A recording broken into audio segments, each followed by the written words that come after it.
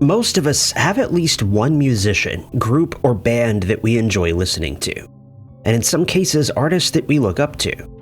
While these famous performers are often placed on a pedestal, they're only human at the end of the day and are just as prone to making mistakes as the rest of us. They're also not immune to the law, and some musicians have committed crimes that left their fans and the world in shock. Number 10. In 1984, the rock band Hanoi Rocks was making serious inroads in the music industry, and is still hailed by some as the greatest rock band to ever emerge from Finland. They were the first band from that country to make it onto the UK charts, and they established a growing fan base in Japan. By all accounts, the band stood on the precipice of greatness, as they had just released their 5th studio album, called 2 Steps from the Move, which was very well received by audiences. They were also known to perform very well live, and so many fans were waiting with bated breath for their first North American tour to begin. Their live shows in Japan made quite an impression, and the North American leg of their tour was expected to be just as successful, but it was fraught with mishaps and unfortunate events from the start. During one of their very first shows, which was played in Syracuse, their guitarist, Andy McCoy, spilled his beer across a section of the stage after it had fallen from his amplifier. The spill went unnoticed, and their vocalist, Michael Monroe, decided to jump onto the stage from their PA system, but he landed in the puddle and slipped, breaking his ankle in the process. But the doctor who treated him at the hospital failed to realize it was broken and sent him on his way after diagnosing him with a sprained ankle. Monroe continued to play shows in severe pain, and 4 shows later, he decided to see a different doctor in Atlanta, who informed him of the true extent of his injury. In the meantime, the rest of Hanoi Rocks, including their drummer Razzle, partied hard after traveling to London, where McCoy owned an apartment, and there they ingested copious amounts of alcohol and illegal substances. While waiting for Monroe to recover, the remaining band members started hanging out with the famous band Motley Crue, the members of which were also known for their partying, and who had traveled to McCoy's apartment. The 2 bands had formed somewhat of a bond, and when Hanoi Rocks returned to Los Angeles, they were welcomed by the Motley Crue members, who'd organized a welcome party that soon got out of hand thanks to the amount of alcohol and substances that were being ingested over the course of a few days. Before long, they started to run out of alcohol, and at 6:38 p.m. on the 8th of December, Neil and Razzle decided to drive to a liquor store in Neil's Ford Pantera, with Neil behind the wheel. On the way to the store, Neil was forced to swerve out of the way of a fire truck, and thanks to wet road conditions, he lost control of the vehicle. He was driving 56 miles per hour in a 25 mile per hour zone, and the car skidded across the blacktop. They ended up in oncoming traffic and struck 2 cars, seriously injuring 2 passengers.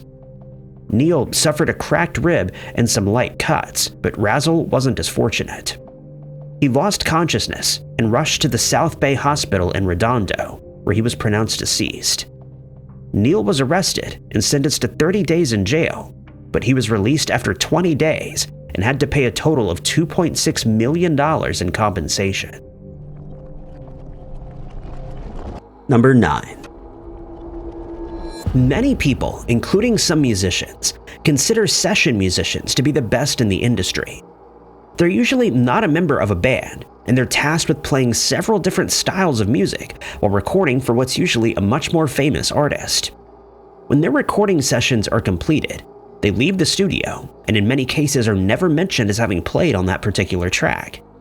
They're extremely skilled musicians, who more often than not don't receive the recognition that they deserve. Jim Gordon was a session drummer, who during the 60s and 70s had made quite the name for himself as he played with well-known bands such as the Mamas and Papas, Alice Cooper, and Frank Zappa. Gordon was known as an intensely private person, who, unbeknownst to him and many of his contemporaries, had been struggling with schizophrenia, which had not been diagnosed yet, but the disorder would soon make itself known. At first, the signs were subtle. Gordon was heard on several occasions softly talking to himself while working in the recording studio, but his behavior soon escalated. His girlfriend would report that he'd started choking her in her sleep for unknown reasons, and his second wife, Renee Armand, also stated that he had assaulted her on occasion. This was completely out of character for Gordon, and he was just as taken aback by his actions as those around him. He started having strange thoughts, becoming paranoid, and started medicating the issue with alcohol and illegal substances, which is a recipe for disaster. But he did seek help and spent several stints in the hospital. But before long, his schizophrenia started to spiral out of control. He started believing that his mother was responsible for ending the lives of the singer Karen Carpenter and the actor Paul Lynde, but could give no explanation as to how he drew this conclusion. It all came to a head on the 8th of June, 1983, when Gordon's mother's neighbors contacted the police to report that they'd heard screaming coming from her house. Officers raced to the scene, and there they discovered that Gordon had used a hammer and a sharpened blade to end his mother's life. He was immediately taken into custody, and after his trial, he was sentenced to 16 years to life in prison. He passed away after serving just 40, and it would only be later that the full extent of his psychosis would be revealed. Number 8. The genre of black metal is a very strange one to those that are unfamiliar with it.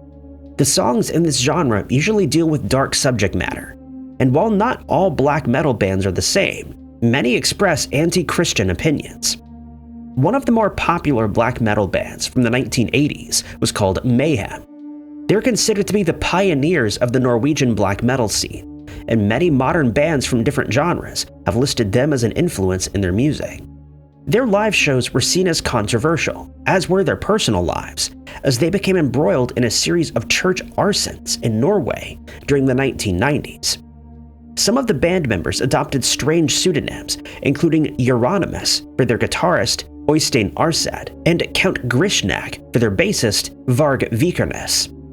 One thing that guitarists Arseth and Vikernes agreed on was their contempt for what had become of modern society, and it was due to this viewpoint that they joined the group that was found responsible for the church arsons. At first, the pair got along, but according to Vikernes himself, their relationship had turned sour by 1992. Their vocalist had been diagnosed with a condition called Cotard syndrome, in which the sufferer no longer believes that they're alive. Several of the band members started to believe that Arseth was taking advantage of Olin's condition, and that he was ultimately responsible for the singer's demise that occurred in 1991. One by one, each of the band members started distancing themselves from Arseth, and their original bassist decided that he needed to do something about it. He would later confess that he planned on ending Arseth's life, but Vikernes' relationship with the singer had also deteriorated beyond repair. The final straw came when Vikernes informed the band's manager that he had new songs to publish, but he was ignored. He then found out that Arseth had misappropriated $5,000 of his money by paying some of his debts with the bassist's money. As for Arseth's contribution to the band at the time, it's said that he made no effort whatsoever, instead choosing to just sit around and eat all day. Vikernes had also become convinced that Arseth was planning to end his life, and he decided to act preemptively. On the 9th of August 1993, Vikernes traveled to Arseth's house with the aim of severing all ties with the singer.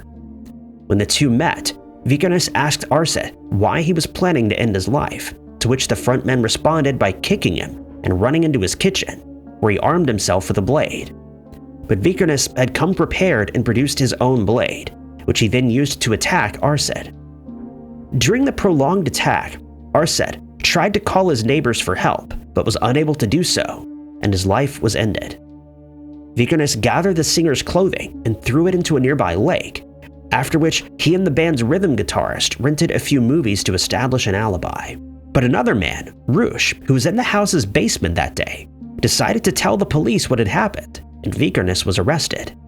When his car was searched, investigators found a baseball bat, 3 blades, an axe, and a bayonet, rendering his claims of innocence null and void. Number 7.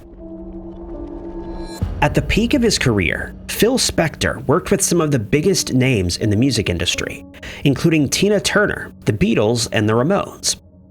He's remembered for his unique wall of sound approach, during which he would use several layers of instruments to create a fuller, more emotional sound.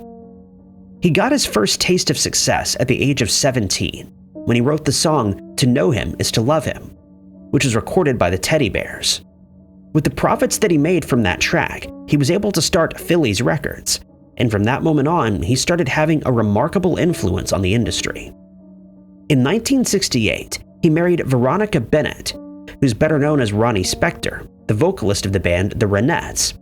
But according to her and others who were close to the couple at the time, it was not a happy relationship, since Spector had become mentally abusive on several occasions. He told her that she would never have had the career that she had if it weren't for him, and that if she were to leave him, she'd never sing again. They'd ultimately get divorced in 1974. Spector had become a massively respected producer by the 2000s, but in 2003, his career would come to an abrupt end. On the 3rd of February that year, he met a hostess named Lana Clarkson at the House of Blues on the Sunset Strip in Los Angeles. Clarkson was making inroads in her career and had appeared in the sitcom Night Court, as well as the very popular Three's Company. Following this, she landed roles in several fantasy and sword and sorcery films, such as Barbarian Queen. Due to an injury to her wrist, she was working as a hostess when she and Spector met, and her family would later state that she was planning on quitting that job to focus more on acting, but she never got the chance to do so. On that fateful night, Spector arrived at the club with a female friend. At first, Lana had no idea who he was until she was told by a coworker that Spector was a famous producer. She noticed that he was heavily intoxicated, and others would state that he also seemed to be under the influence of prescription medication. At some point during the night, Spector's friend was driven home by his driver. He then spoke to Lana and asked her to accompany him to his mansion in Alhambra, California. She was hesitant, but agreed to join him for one drink, and so they left together. At 5 a.m. the next morning, Spector's driver called the police to report that he'd heard a firearm being discharged in the house. Moments later, Spector emerged from the building and stated that he believed he just ended Lana's life. Officers found Lana deceased in the house's foyer, and Spector was arrested, but strangely, he professed his innocence.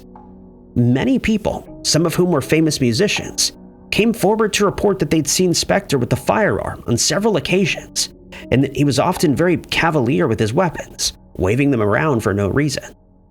At his trial, the jury became deadlocked and a mistrial was declared. The second trial was held in 2008, and the following year he was found guilty of murder in the second degree. Number 6. It's remarkable how often a true crime case results from something as small as an argument between two people. In the worst cases, such as the one involving Bertrand Cantat, the argument escalates and someone ends up losing their life. Cantat was born in southwest France, where he formed the band Noir Désir. During the 90s, the band became a household name, and many people still consider them to be the greatest French rock band to ever exist. Their music was massively influential in that country's rock scene, and Cantat was hailed as France's Jim Morrison. In 2002, he met Maria Trintignant, a French actress whose family was very familiar with the film industry. The following year, they became a couple while she was working on a TV movie, but her life had seen some difficulties up to that point. In 1990, her career took a hit when she was involved in a horrific car accident, and for a while, it was speculated that she wouldn't survive. She managed to make a full recovery though, and she went on to appear in a further 21 films. The couple's friends described their relationship as intense and passionate, since they truly loved each other, but also saw a lot of low points. It all came to a head in 2003 when they were staying at a hotel in Lithuania, where Marie was filming a movie. At some point during the trip, Cantat flew into a jealous rage when he saw a text message from her former husband, Samuel, which he considered to be overly affectionate. The contents of the message have not been made public, but what happened next left the music and film industry in shock. Marie tried to explain that the message didn't mean anything, but Cantat would not hear it, and he started assaulting her. As a result, she suffered an injury to her brain, and she was rushed to the hospital, but later passed away from the damage that Kanta had inflicted. When he was questioned about the incident, he confessed that he had assaulted Marie, but he maintained that her passing was an accident. But nevertheless, he was arrested, charged, and sentenced to 8 years in prison. Number 5. The name Bobby Beausoleil may not be familiar to most of us, but in the 1960s and 70s, he was a member of a rock band called Grassroots, which had several hits during those decades.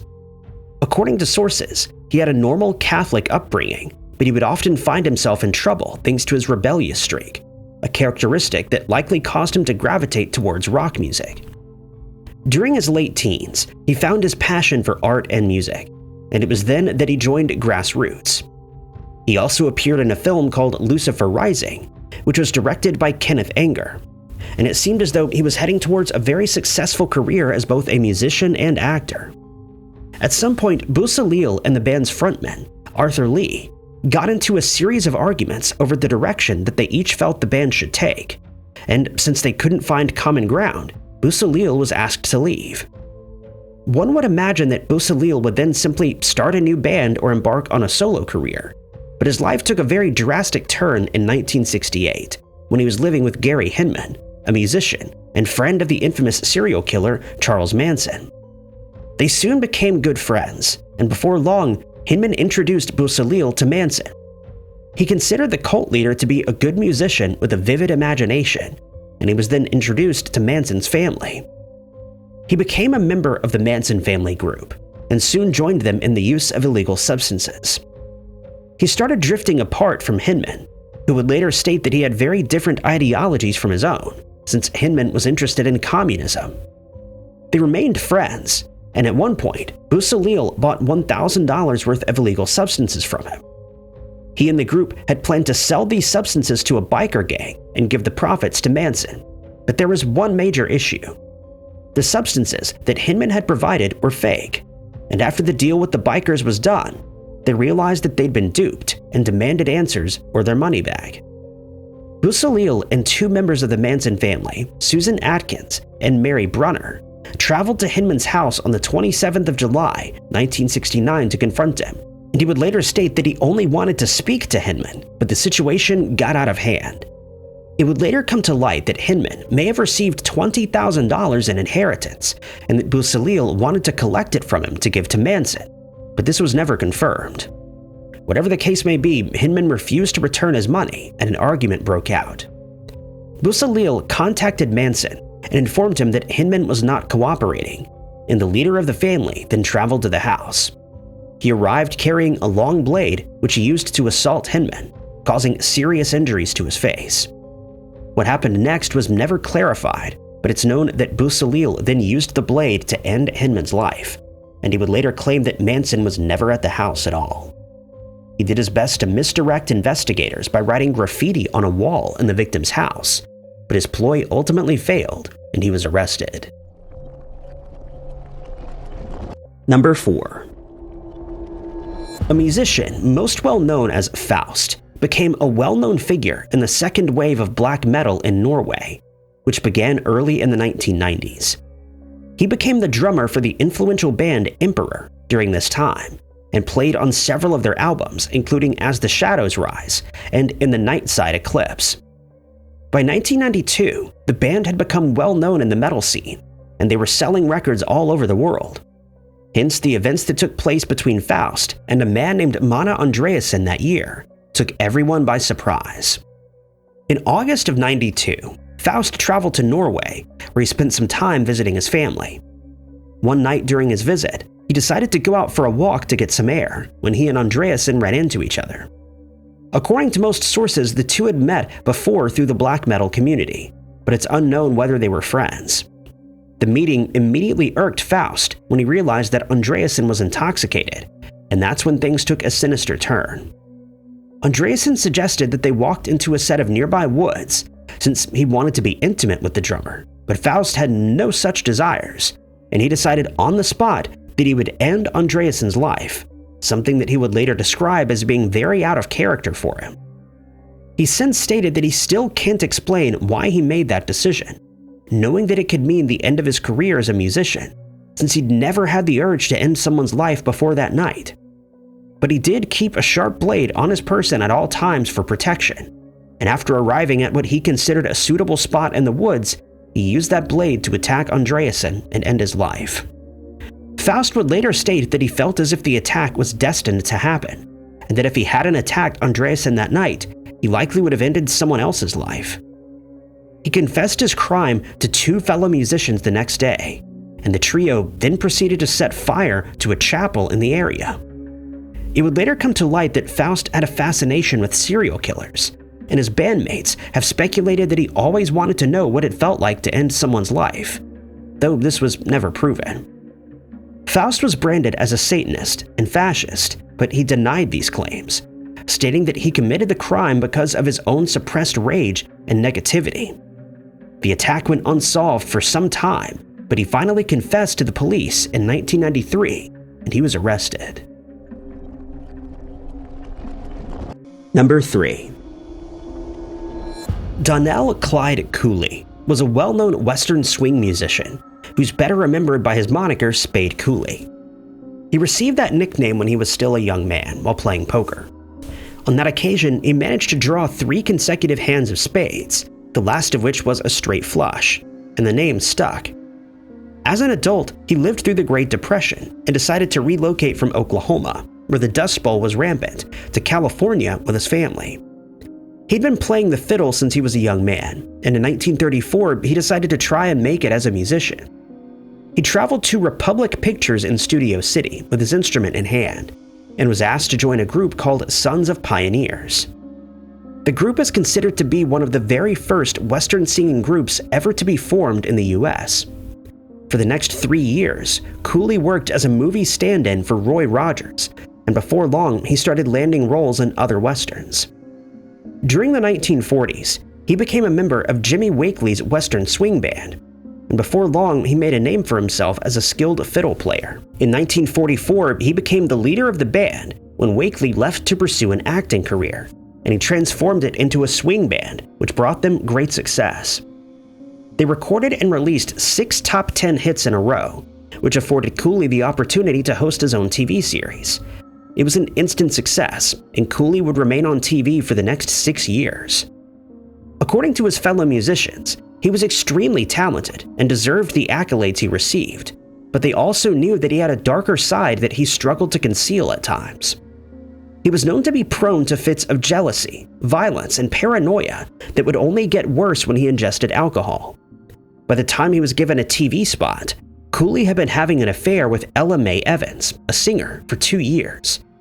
He'd hired Evans as a vocalist for his band, but the relationship soon took a romantic turn. In 1945, he decided to marry her, despite still being married to Ann Jackson.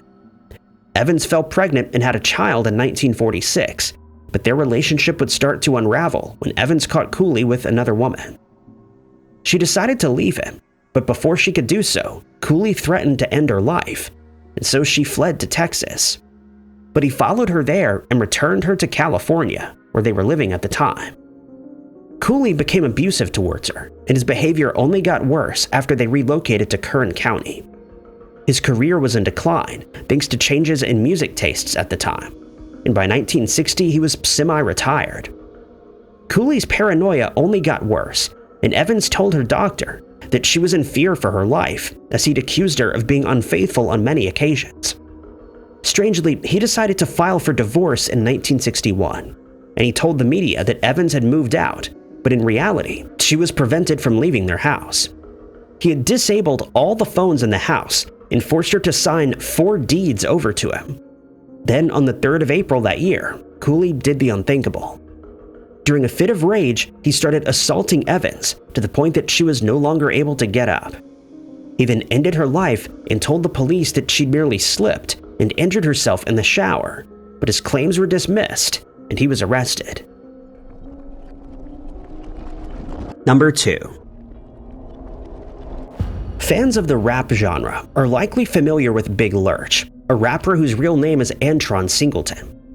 He became known in horror rap circles after showing an interest in music and performing from a young age, and by the age of 15, he decided that he wanted to be a rapper.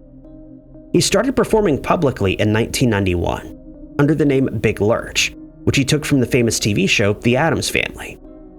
Realizing that he had a talent for rapping, he decided to move from Texas to California, where he chased his dream of fame and fortune in the music industry.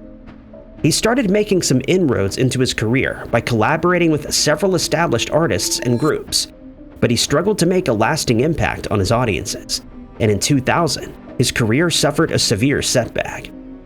He suffered serious injuries to his neck when he was involved in a car accident, and started using pain medication just to make it through each day. When these medications started proving less effective, he turned to illegal substances, which, unbeknownst to him and his family, spelled the end of his career ambitions. The substances would afford him some relief, but the more he used them, the less effective they became. He started using larger amounts, which had an adverse effect not only on his health, but also on his mental state. In April of 2002, Singleton had moved in with a woman named Tanisha Isaacs, though they were never romantically involved. But they did enjoy each other's company and would often use illegal substances together. This was also the case on the 18th of April that year. The pair had been indulging in their apartment the previous night, and eventually Isaacs decided to leave. She returned the next morning and was shocked to find that Singleton hadn't slept, and that he'd been using substances the entire night. He was completely out of control, and she did her best to calm him down, but to no avail. Later that day, one of Isaac's friends arrived at the apartment for a visit, and to her horror found Isaac deceased, having been assaulted by Singleton.